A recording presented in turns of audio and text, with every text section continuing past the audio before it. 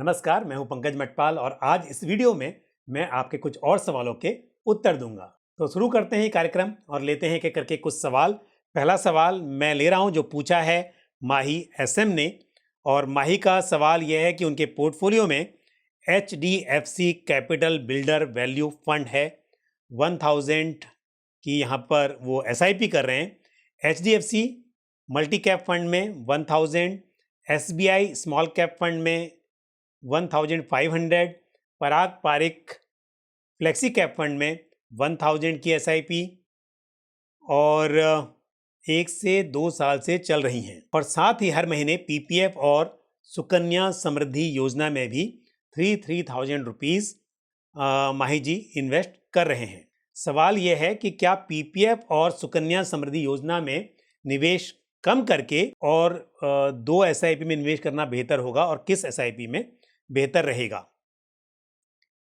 माही, मैं एक बात आपको बताना चाहूँगा कि पोर्टफोलियो में म्यूचुअल फंड्स और एश्योर्ड रिटर्न्स वाले जो प्रोडक्ट्स हैं, दोनों की अपनी इंपॉर्टेंस है। तो मेरे हिसाब से सुकन्या समृद्धि योजना और PPF में आपको इन्वेस्टमेंट कम करने की ज़रूरत नहीं है, बल्कि आप अपने म्यूचुअल फंड की जो स्कीम्स हैं वहाँ पर जैसा चल रहा है उसको तो आगे चलाइए ही, और समय के साथ उसमें इन्वेस्टमेंट अमाउंट को बढ़ाते रहिए। बस एक बात यहाँ पर इंपॉर्टेंट है नोट करने के लिए कि आपका जो इन्वेस्टमेंट है वो इक्विटी में कम है और जो ये फिक्स्ड इनकम वाली स्कीम से यहाँ पर ज़्यादा है। लेकिन लॉन्ग टर्म के हिसाब से यदि बात की जाए तो इक्विटी में इन्वेस्टमेंट आपको बेहतर रिटर्न्स दिलाने में मदद कर सकता है। और आपके पास में एक फ्लेक्सी कैप फंड, एक मल्टी कैप फंड, एक स्मॉल कैप फंड और साथ में एक वैल्यू फंड है, तो अच्छा पोर्टफोलियो है। लेकिन एक अगर मिड कैप फंड भी आप अपने पोर्टफोलियो में शामिल करेंगे तो ये बेहतर होगा। आप इन एग्जिस्टिंग स्कीम्स में तो अमाउंट बढ़ा ही सकते हैं, और साथ ही यदि मिड कैप फंड आप ऐड करना चाहें तो Motilal Oswal mid cap fund या Mirae asset mid cap fund consider किया जा सकता है।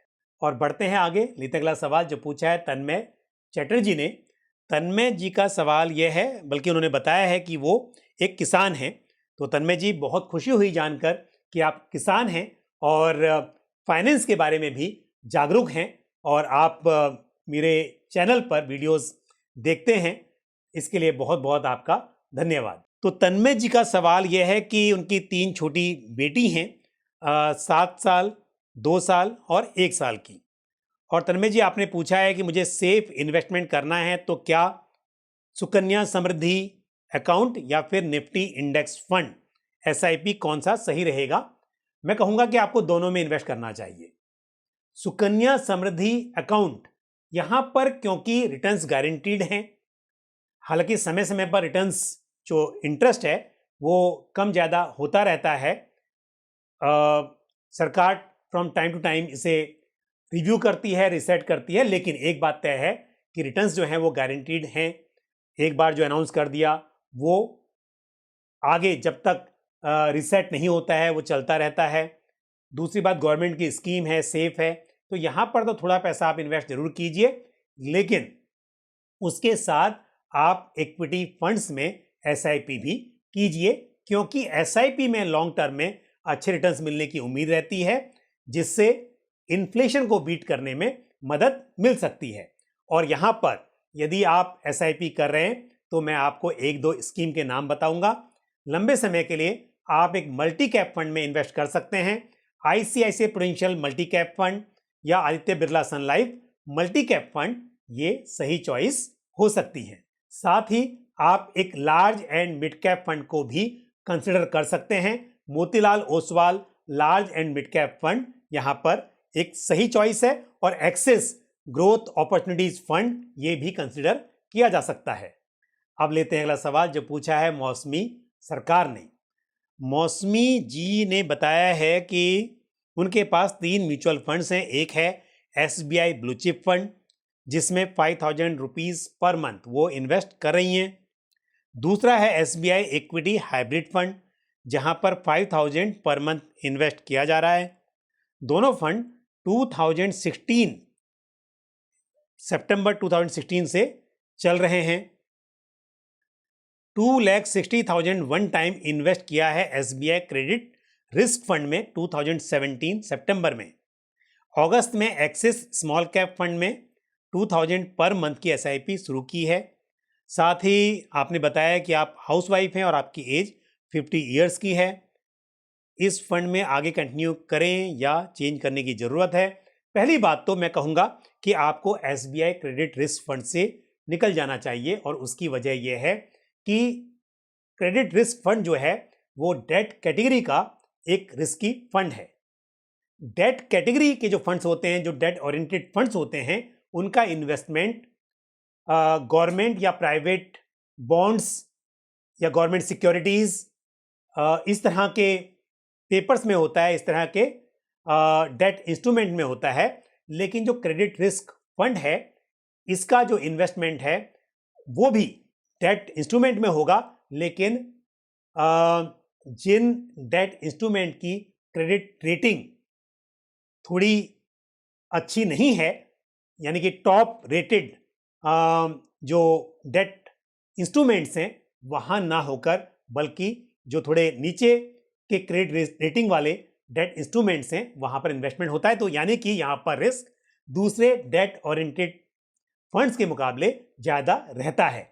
आपको रिटर्न्स बेटर देखने को मिल सकते हैं, लेकिन यहाँ पर रिस्क भी उतना ही है। मेरी राय यह है कि आपको इस फंड से निकलकर यदि आपको डेट फंड में करना है तो PSU and banking debt fund, इसमें आपको इन्वेस्टमेंट करना चाहिए। और आपने ऑलरेडी एसबीआई की कई स्कीम्स में किया हुआ है, तो मेरी राय यह है कि एसबीआई की जगह यदि आप दूसरे किसी फंड हाउस के banking and PSU debt fund में करेंगे तो बेटर होगा। और ऐसे में ICICI Prudential banking and PSU debt fund ये एक सही चॉइस हो सकती है। साथ ही आप एक्सिस स्मॉल कैप फंड में इन्वेस्ट कर रही हैं, जिस हिसाब से आपका पोर्टफोलियो है कि आपने हाइब्रिड फंड में किया हुआ है, लार्ज कैप में किया हुआ है और साथ ही डेट में किया हुआ है, तो स्मॉल कैप फंड में इन्वेस्टमेंट करने की बजाय यदि आप एक मल्टी कैप फंड में इन्वेस्ट करें तो बेटर होगा, क्योंकि स्मॉल कैप में रिस्क ज़्यादा होता है।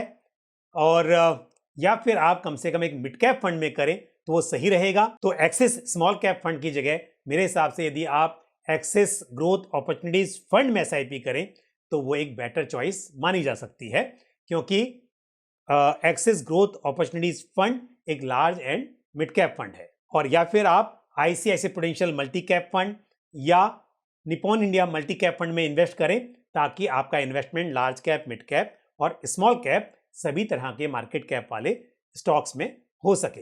मैं अगला सवाल लूं उससे पहले एक इंपॉर्टेंट बात आपके साथ शेयर करना चाहता हूं कि आप लोग मेरे चैनल पर आकर वीडियोस देखते हैं, सवाल भी पूछते हैं, लेकिन आप में से बहुत से लोगों ने चैनल को सब्सक्राइब नहीं किया हुआ है। और जब आप चैनल सब्सक्राइब करते हैं तो यूट्यूब वीडियोस को और ज़्यादा प्रमोट करता है, जिससे ये वीडियोस और अधिक लोगों तक पहुंचते हैं। तो मेरी आपसे रिक्वेस्ट है कि आप चैनल को सब्सक्राइब जरूर करें। तो अब लेते हैं अगला सवाल जो पूछा है श्यामल डे ने। श्यामल डे का सवाल बड़ा यूनिक है और छोटा सा सवाल है कि how to choose actively manage fund in mid cap category.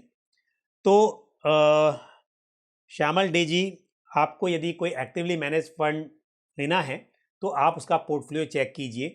पहली बात, उसका पोर्टफोलियो कैसा है, यानी कि कॉन्सेंट्रेटेड पोर्टफोलियो है या फिर डाइवर्सिफाइड पोर्टफोलियो है, उसके पोर्टफोलियो में कितने शेयर्स हैं, ये बात जानना जरूरी है। डाइवर्सिफाइड पोर्टफोलियो होगा तो रिस्क एक कॉन्सेंट्रेटेड पोर्टफोलियो के मुकाबले थोड़ा कम होगा, लेकिन ऐसा जरूरी नहीं है कि जो फंड या जिस फंड का पोर्टफोलियो वेल डाइवर्सिफाइड है वो आपको बेहतर रिटर्न दे सकता है, या फिर जिसका कॉन्सेंट्रेटेड वो बेहतर रिटर्न दे सकता है, लेकिन ये अलग अलग स्टाइल्स होते हैं।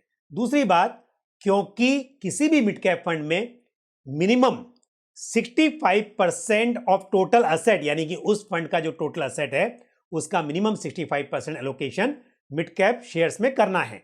लेकिन बाकी जो 35% है उसमें से कितना मिड कैप में किया है, कितना लार्ज कैप में किया है, कितना स्मॉल कैप में किया है, वो आप देख सकते हैं। तो यदि आपका मन ऐसे फंड में इन्वेस्ट करने का है कि जहां मिड कैप के साथ लार्ज कैप एक्सपोजर हो, तो आप उस तरह का फंड चुन सकते हैं। और यदि ऐसा फंड जहां पर मिड कैप के साथ स्मॉल कैप शेयर्स का एक्सपोजर हो, तो आप इस तरह का फंड चुन सकते हैं। उसके बाद जो फंड का पोर्टफोलियो है वो देखना इंपॉर्टेंट होता है, लेकिन उसके लिए अच्छी जानकारी होना, यानी कि जो स्टॉक्स पोर्टफोलियो में हैं उनके बारे में यदि जानकारी हो तब ये कर पाना संभव है। लेकिन यहां पर मैं आपको दो फंड्स के नाम बताता हूं।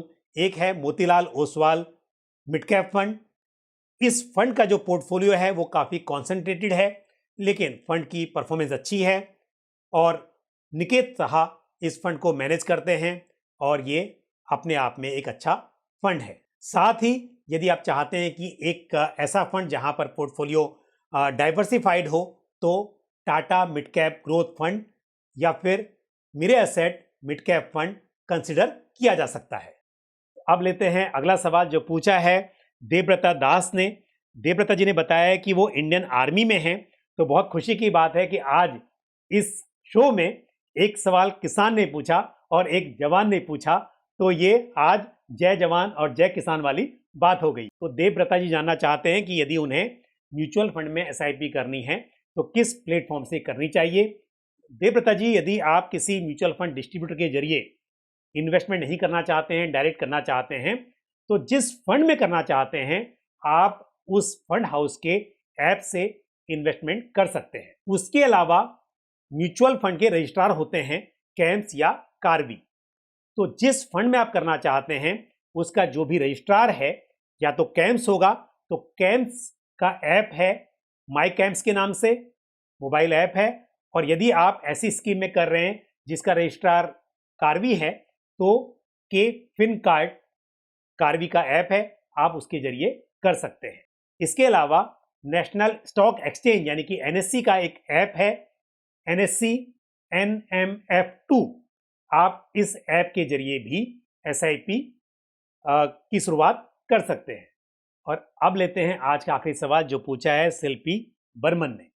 शिल्पी ने बताया कि वो 6 डिफरेंट म्यूचुअल फंड हाउसेस की स्कीम में इन्वेस्टमेंट कर रही हैं और जानना चाहती हैं कि क्या ऐसी कोई वेबसाइट है जहां पर सभी 6 स्कीम्स एक साथ ट्रैक की जा सके, यानी कि वो एक जगह पर सभी 6 स्कीम्स की परफॉर्मेंस को देख सकें। शिल्पी जी, क्योंकि म्यूचुअल फंड्स में 2 अलग अलग रजिस्ट्रार हैं, कैम्स और कार्बी, तो यदि ये 6 स्कीम्स जहां पर आप इन्वेस्ट कर रही हैं ये किसी एक रजिस्ट्रार के पास ये स्कीम्स हैं, तब आप एक ऐप पर सभी को देख सकती हैं। अदरवाइज आपको 2 प्लेटफॉर्म पर इन्हें देखना होगा। एक है कैम्स जिसका ऐप है माई कैम्स के नाम से, और दूसरा ऐप है दूसरा रजिस्ट्रार है कार्बी जिसका ऐप है के फिनकार्ड के नाम से। और यदि आपको सभी स्कीम्स के लिए एक स्टेटमेंट चाहिए तो आप कैम्स ऑनलाइन वेबसाइट या फिर माई कैम्स ऐप पर जाकर आप कंसोलिडेटेड अकाउंट स्टेटमेंट यानी कि कैश रिपोर्ट डाउनलोड कर सकती हैं और यहां पर आपको कैम्स और कार्बी का एक कंबाइंड रिपोर्ट डाउनलोड करने का ऑप्शन मिल जाता है। तो आज इस वीडियो में मैंने कुछ प्रश्नों के उत्तर देने की कोशिश की है। मुझे उम्मीद है ये जानकारी आपको पसंद आई होगी। आप अपने सवाल और सुझाव कमेंट बॉक्स में पोस्ट करते रहिए। आज के लिए बस इतना ही। मुझे दीजिए इजाजत, अगले वीडियो में फिर आपसे मुलाकात होगी। थैंक यू, जय हिंद। म्यूचुअल फंड निवेश बाजार जोखिमों के अधीन है। योजना से संबंधित सभी दस्तावेजों को ध्यान से पढ़ें।